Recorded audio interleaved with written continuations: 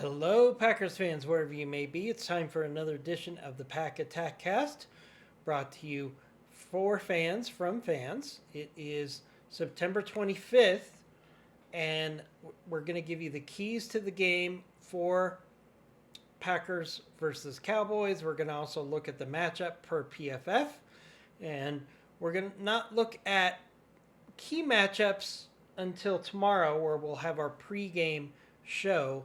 I'll actually be traveling over the weekend, so we're going to do our pregame show on Friday because I won't be in the studio on Saturday, and then we will have the game, of course, on Sunday night, and then we'll either have a post-game show on Sunday night or Monday morning, depending on how things happen. Generally speaking, I'll be honest with you, I'm much more likely to have a post game on the night of if we win than if we lose. Usually, when there's a tough loss, I usually like to sleep on it, kind of ruminate on it, and move forward. That's what we did this week against the Browns. So I am expecting a victory over the Cowboys. We'll go over our prediction again tomorrow. But that's kind of our schedule. So let's take a look at this game. But first, we just crossed 9,600 subs for the year so far, and we'd like to get to 10,000 before the Packers bye week. So basically, we want to get to 10,000 before the end of the Packers versus Cowboys game. So we need to get 400 subs to get to 10,000, which would be a huge accomplishment for this new channel, and we're very excited about you helping us get there. You can make it happen by hitting that sub button. If you already have hit the sub button, please give us a like on this video because it really helps the algorithms get more people into the channel. So let's, once again, we're going to start looking at the Packers versus Cowboys and how the Packers can hopefully pull off a big bounce back win before their bye week, week number 5. For me, this game is really critical for the team to build momentum before the bye week, giving them some things to work on during the bye week as well. If you look at the current favoring, the Packers are favored by a touchdown, just under a touchdown, 6.5 points, which translates to a 74% chance to win, according to Vegas. So the Packers don't just need to win in this game. I think they need to make a statement to the NFC that they can dominate the Cowboys on both sides of the ball. That's something that we really need to see in this week, because if the Packers go into the bye week with a dramatic win, that gives them momentum going into the bye week so they can work on things and be better on the other side of the bye week against the Bengals, which is looking like a really easy matchup. But the Packers need to go in with some positive energy into this bye week. There's nothing worse for a team or the fans than if a team lays out a stinker right before a bye week, because then we have 2 weeks to think about it and ruminate on it and be frustrated about it. Whereas if they have a nice win on Sunday night, we're going to have 2 weeks of kind of basking in that glow of a Green Bay Packer victory. So let's hope they get there. Again, Vegas is saying that there's a 74.5% chance that the Packers will win this game. I think that's probably a little conservative. I would expect it to be closer to 85 to 90% chance, given what I've seen from the Cowboys. I've watched all of the Packers games, obviously, and I've gone back and I've watched the Cowboys games, and I'm trying to find something that makes me worried about the Cowboys, and it's harder and harder to find, especially with their injuries, which we're going to talk about in a minute. So let's start by looking at PFF for this game. We're going to look at the matchup, and then I'm going to give you my keys to the game, and then we're going to look at matchups and do our pregame show tomorrow. So that's what we're looking at here. Bear with me. We're having some internet problems right now, so it took a little longer for this to load up. But here we go. Here is our Packers versus Cowboys. Packers are 2-1 and 2-1 against the spread. The game will be on Sunday Night Football. It's expected to be 90 degrees, overcast clouds on game day. Now, I expect it's not going to be 90 at that time of the evening. It might be probably 80 or so, but that is a factor to keep in mind. Now, the Packers did play in Cleveland last week, and it was actually unusually hot for Cleveland. So they should be fairly acclimated for this temperature against the Cowboys. The Cowboys are 1-2. Against the spread, they are 1-2. So kind of interesting that the records actually match up with their against the spreads. Kind of interesting there. So let's look at the power rankings for these games, for these two teams. Packers are 4th. Cowboys are 22nd. On defense, the Packers are 3rd. And the Cowboys are 31st on defense. More importantly, and we'll get into this a little later, they are 32nd in the league against pass right now. They are the league's worst at giving up big plays in the passing game. And I'm hoping that Jordan Love and Matt LaFleur are looking at the game tape for the Cowboys and saying, this is the week that we're really going to go after it and show everybody what a great quarterback Jordan Love is. And realistically, with the Cowboys being 32nd in the league in pass defense, there's no reason that Jordan Love can't easily get 300 yards and 3 or 4 touchdowns in this game. There really isn't anything impeding it except for, as we saw last week, the Packers shooting themselves in the foot. On offense, the Packers are only 12th. They really struggled last week, and that's part of why they're 12th in offensive ranking, because they had a stinker offensively last week. The Cowboys are 14th. So even throwing in that bad week, the Green Bay Packers offense is still fairly superior to the Cowboys offense. And I think last week was an anomaly for the Packers offense. And they should get back on track this week. If not, win. If we see the Giants and the Bears both have huge passing games against the Cowboys, there's no reason to expect that the Green Bay Packers can't do the same, if not more. Strength of schedule played, the Packers are 13th and the Cowboys are 17th. I would argue that doesn't really reflect the Browns defense. I think the Browns defense makes that strength of schedule for the Packers more like 8th hardest, because that was a real grind last week. Offensive snaps, the Packers have 62.7 on average, and the Cowboys have 75.7. That really reflects the fact that the Packers play with a lead most of the time, and the Cowboys are playing with a loss with from behind most of the time, so that makes sense why they would have more offensive snaps. Percent of run plays, the Packers have 47.3. The Cowboys have 31.8. Again, I think that reflects the fact that the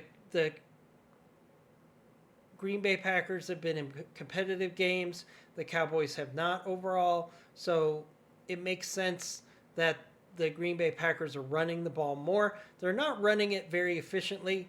They're a minus 0.15 for EPA per run, which is really poor. So this is a good week for the Packers running game to get back on track. And I expect that's going to be a key component of this game. I think the Packers should be able to do whatever they want in the running game and the passing game this week. Pass play percentage, 52.7 for the Packers and 68.2 for the Cowboys, which really plays into the strength of the Packers defense, which is, ironically, our corners. We have 2 corners in the top 15 in the league, even through 3 weeks. And the fact that we've got one of the best pass rushes in the league. We are 5th in the league for sacks so far this season. I expect that to take a nice little jump this week against Dak Prescott. Let's look at our quarterback comparison. Jordan Love is on the short side of this. Dak Prescott has had a very solid season so far, but he's going to be missing his number 1 target in CeeDee Lamb this week. He's very doubtful to play. In fact, I think it's highly unlikely he will play. Probably he'll be ruled out well before the start of the game. And that's going to be a big negative for Dak Prescott. So I think we're in a situation where Jordan Love is the 7th rated quarterback. Dak Prescott is the 5th. That's probably going to be a neutral matchup given the injuries that the Cowboys have. So I feel like this will be a neutral matchup for the game. Let's look at key impact injuries here. Micah Parsons is listed as questionable. I don't think there's any question he's not going to play in this game. Jaden Reed, we know, is out for the Packers with a torso injury. It's actually a collarbone injury. Wyatt is questionable for this game. I think he will play. We're going to have to watch that very closely. Kraft is questionable. He should play. Josh Jacobs is expected to play. And Fitzpatrick has a groin injury. He's questionable. So we might be seeing less of Fitzpatrick this week than we normally would. Zach Tom is doubtful. He has all but been ruled out of this game. He will be back after the bye week. And let's look at the Cowboys. They continue to not list CeeDee Lamb here. I think there's a problem with PFF. But CeeDee Lamb is not expected to play in this game. That's a huge loss for the Cowboys. He's arguably, besides Prescott, their best player. So him being out is a big problem. They're also going to be missing Smith, their guard. He's been ruled out of this game as well. He's more doubtful than questionable. And 2 cornerbacks are questionable for the Cowboys. Not that they've been playing very well, but if you have to take the starting corners out and put in backups, that's only going to make it easier for Jordan Love this week. So that is kind of the matchup. We're going to go through the lineups. We're going to do that tomorrow as part of the pregame show. But just wanted to go over the game in general. And the fact that Vegas thinks, look at it right here. So the spread right here. So this is the money line percentage. So this is the chance that the Packers will win the game by a point, by 2 points, just win the game. It's 86%, which is close to that 85% figure I put out earlier. And they only give the Cowboys a 14% chance of winning this game straight up. So even at home, the Cowboys are significant underdogs in this game. So let's switch over to my keys to the game. Let's talk about my keys to the game. We're going to go through these probably in a little more detail tomorrow. And also we're going to look at key matchups. But let's look at our keys to the game for this game for both teams. Keys for the Green Bay Packers. The Packers' offensive line needs to have continuity this week. Jordan Morgan is likely going to play left guard this week, and Anthony Belton will play right guard. The good thing is this is being decided early in the week, so the backups can get full reps. We don't have the offensive line. We can't have the offensive line be a weakness in this game. It cost us the game last week along with special teams. And putting Aaron Banks and Zach Tom in for a quarter just to have them come out was not a benefit for the offensive line this past week, because they should have been giving those reps to Jordan Morgan and Anthony Belton last week in practice and just accepted the fact that Banks and Zach Tom could not play last week. So that was a major mistake for the offensive line coaching staff and Matt LaFleur last week. I think that they should have made the smart choice before the game, well before the game, and said that those players were not going to play in this game against the Cleveland Browns. And I think we would have ended up with a victory over the Browns. I think that was that big of a mistake. Micah Parsons' revenge game, a lot of people are talking about that. I expect him to be highly motivated and go after Dak Prescott, even though they're very good friends.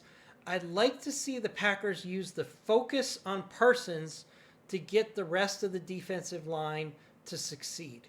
So one of the ways you can do that for the Green Bay Packers is everybody's focusing on Micah Parsons in this game.